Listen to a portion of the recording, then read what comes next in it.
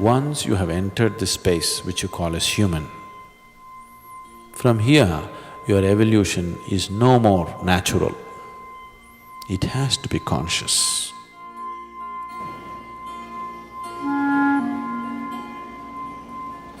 If you don't become conscious, there will not be any progress from here onwards. Monkeys can progress, man cannot progress. He can only progress consciously. Somewhere, nature trusted your intelligence. Nature believed that with the intelligence that you have, anyway you will choose the higher, not the lower. But you've been trying to beat nature's trust, but it's not possible. Doesn't matter how many ways you indulge yourself, somewhere something longs for something bigger, isn't it? Yes? You fill yourself with wealth and filth and everything, but still the longing is not gone.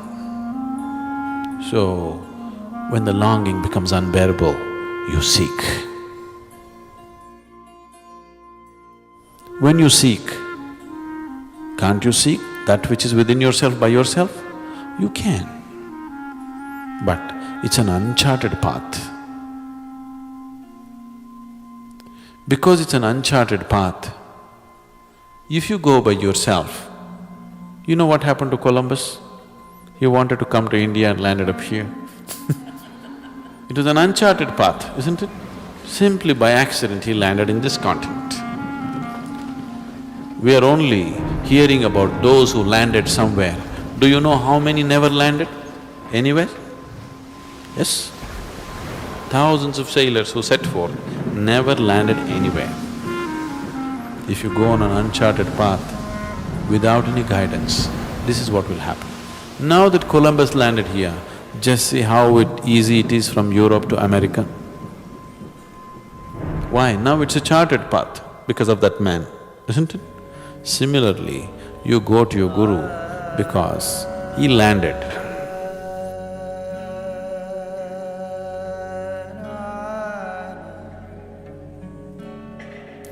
Now, using his experience is a good thing. Can't I do it by myself? You can, but we don't know how many lifetimes you will take by yourself. Not that it's impossible, you may just do it in a moment also, you know. You may just land up there, we don't know. But 99% of the people will just get lost and washed away. That's why a Guru has come. A Guru is just a device. Guru is not a person, this must be understood. Only when you begin to experience me as something more than a person, only then I am your Guru, till then I am not.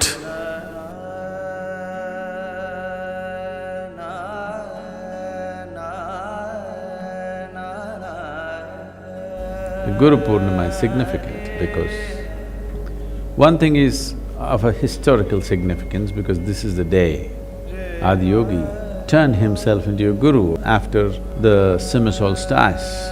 This first full moon has a certain impact.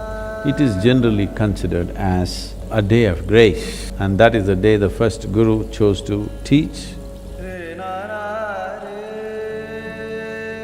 So it's significant reminder for us, for every human being on the planet, because everybody lives in their own limitations of body, mind, social structures and strictures, all kinds of things.